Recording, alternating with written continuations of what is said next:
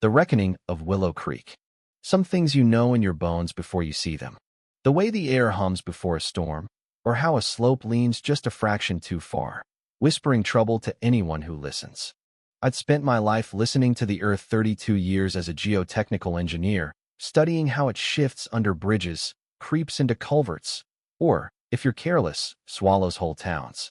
When I bought the lot at the edge of Willow Creek, a quiet subdivision in the rolling hills of central Virginia, I didn't see a pretty view. I saw a challenge. The slope behind my house wasn't just steep, it was a loaded gun, and I wasn't about to let it fire. My name's Henry Caldwell, retired at 55 and widowed by 60. The house was a modest split level, tucked into the hillside like it belonged there. I'd bought it 20 years ago, fresh off a career of being the guy developers called when their projects started sinking. I didn't want a condo in Florida or a golf membership.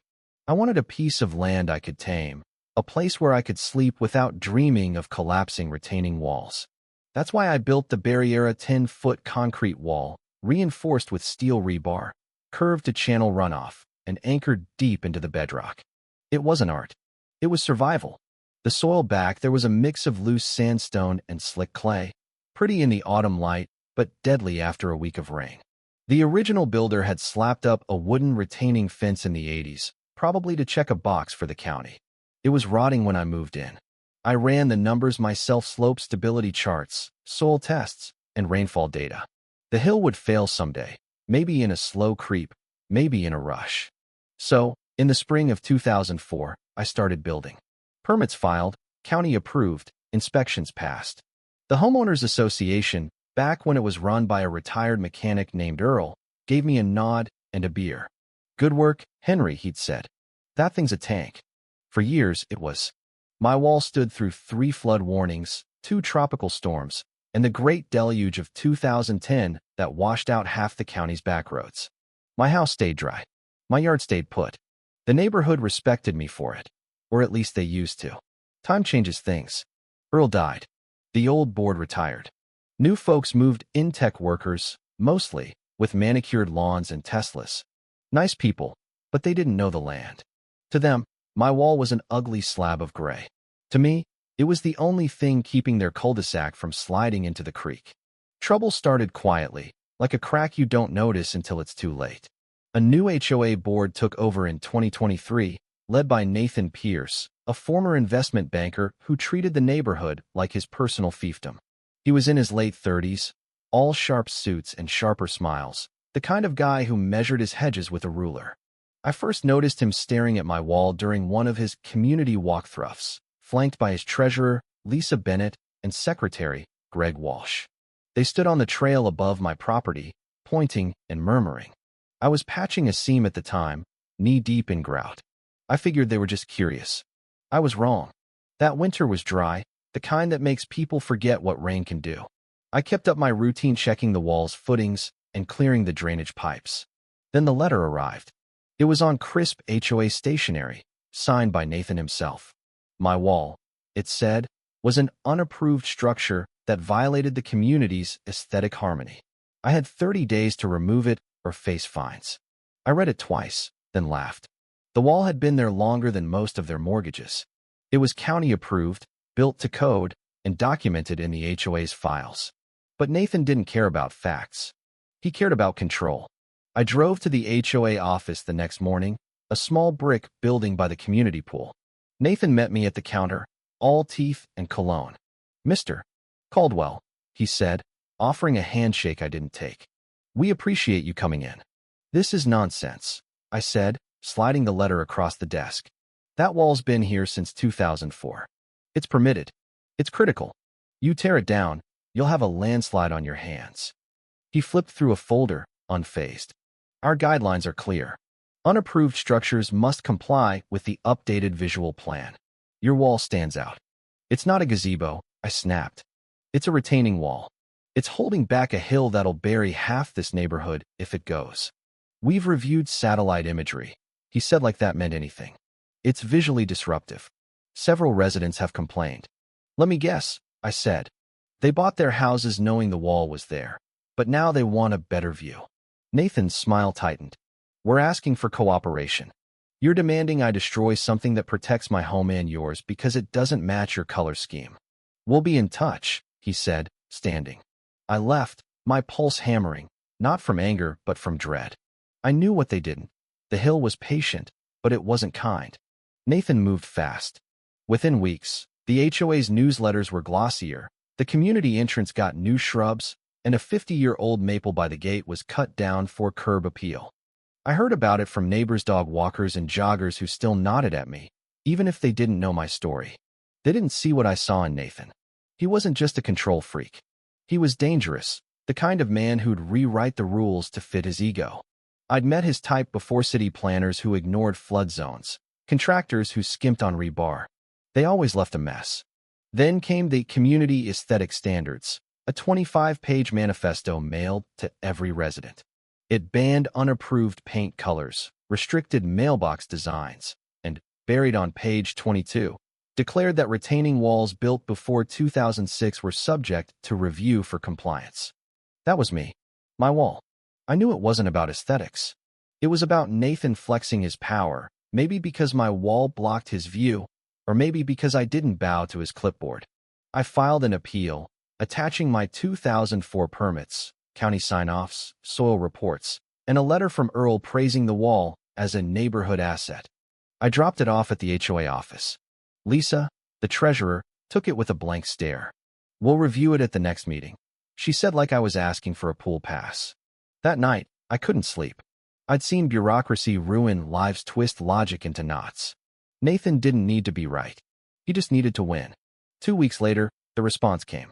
3 paragraphs, no apologies. My wall was still non-compliant with the new guidelines. I had 30 days to start demolition, or they'd do it and bill me. I stood in my kitchen, the letter shaking in my hand, and felt something I hadn't in years: resolve. I wasn't just fighting for my wall. I was fighting for the truth.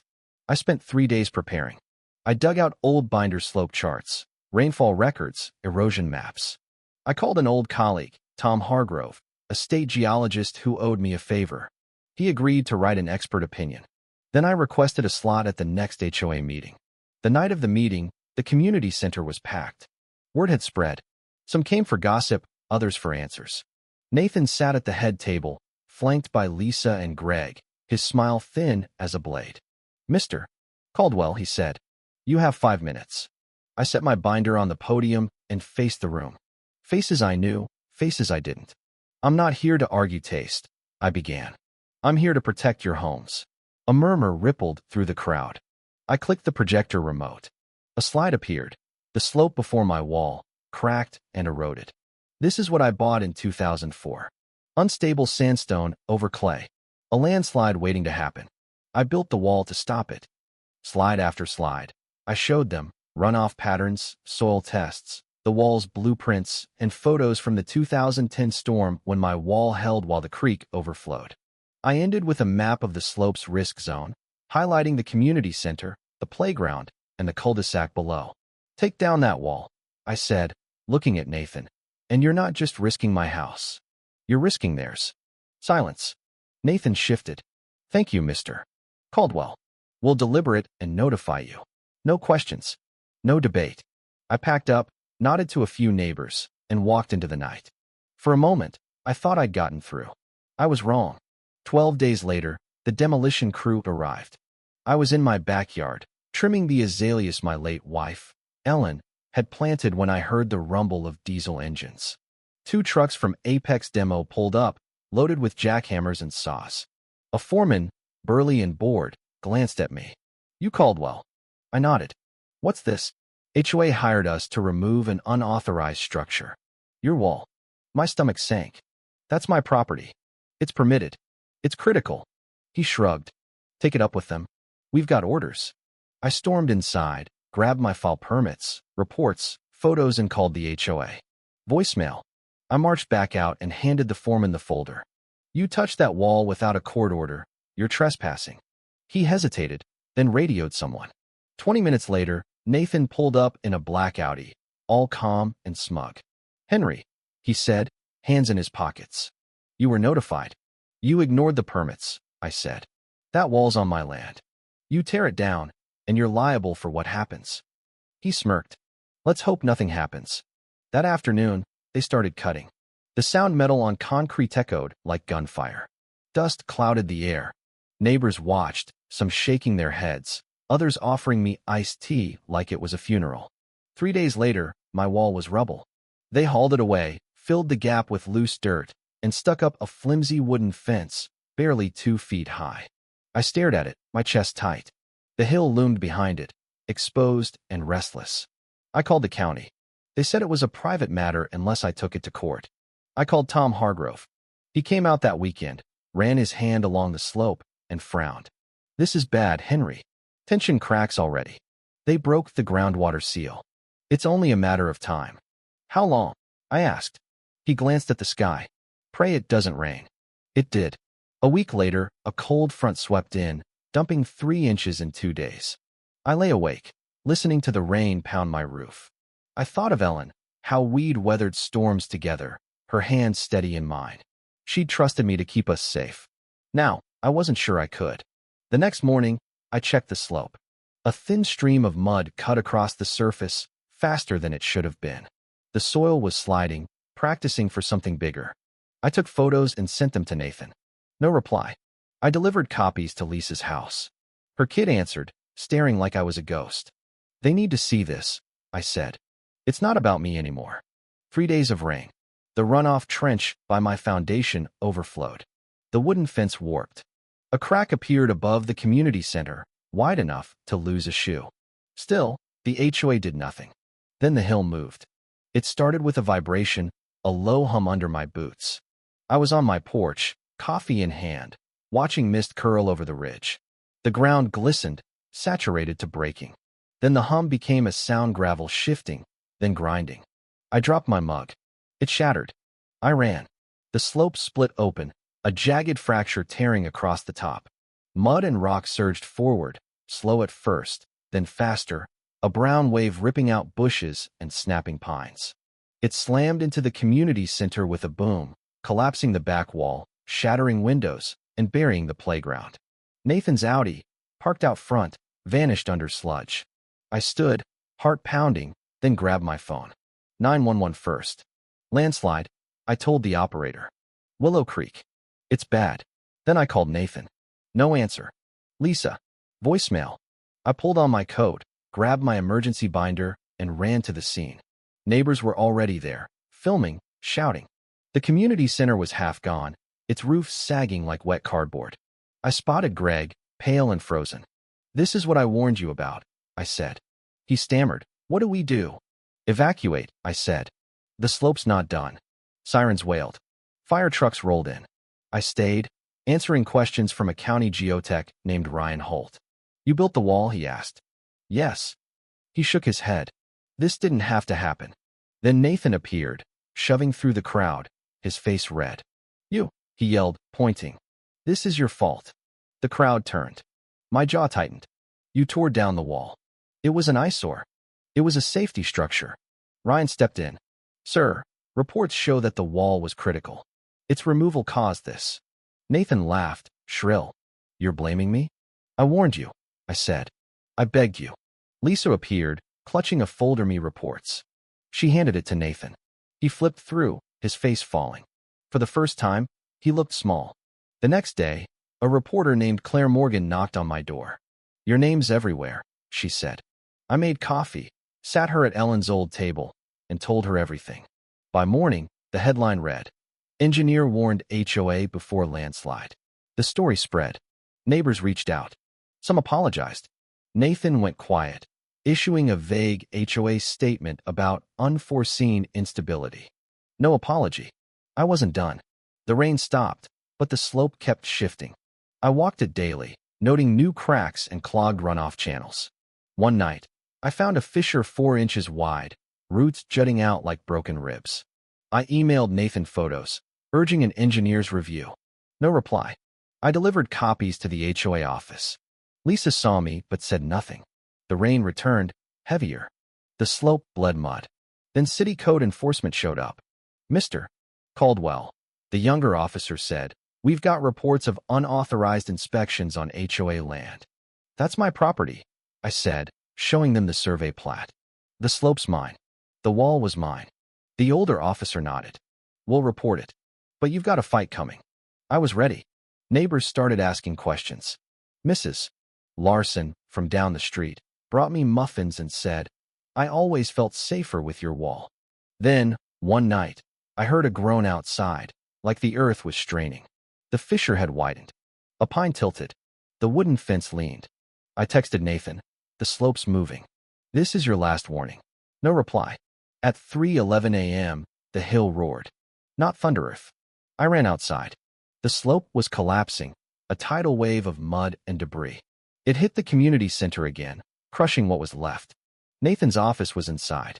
I heard screams. A neighbor shouted, Nathan's in there. I climbed through the mud, reached the entrance, and yanked the door open. Inside, Nathan sat behind a collapsed desk, blood on his face, his suit ruined. I didn't know, he mumbled. Can you walk? I asked. He nodded. I pulled him out as the building groaned, collapsing behind us. Paramedics took him. Lisa ran up. You saved him. I saved him from himself, I said. By sunrise, the media swarmed. Monica resigned. Greg followed. The county launched an investigation. I gave them my binder every email, photo, report. The officer nodded. You were ignored. Not anymore. The lawsuit came fast. Me, Mrs. Larson, and 6 others sued the HOA for negligence. Our lawyer, Mark Sullivan, laid out the case. Nathan ignored warnings, demolished a critical structure, and endangered lives. We had evidence me reports, Tom's affidavit, meeting transcripts. The trial was quick. Nathan admitted he hadn't read my reports. The judge ruled the HOA liable for $2.8 million in damages. Outside, neighbors hugged me. Mrs. Larson whispered, You saved us. That night, I sat in Ellen's rocker, her blanket around me, staring at the hill. It was done. Not revenge. Truth. The community was rebuilt. We formed a committee, met in garages, planned terraces, native plants, and a walking path. No more clubhouses. A plaque went up, the Caldwell bench, for Henry, who saw what others wouldn't. Nathan left town. The hill settled. Kids played. Neighbors became friends. On the Landslide's anniversary, we held a vigil. I spoke. The land shapes us, but we shape it too. This wasn't just a disaster. It was a lesson. Listen, learn, rebuild. The applause was quiet, grateful. I walked home, my heart full. Willow Creek was home again. What do you think? Was Henry's fight worth it? Should he have pushed harder sooner? Or was the HOA's arrogance inevitable? Share your thoughts below, especially on how we handle power and injustice in our lives. Let's hear your stand.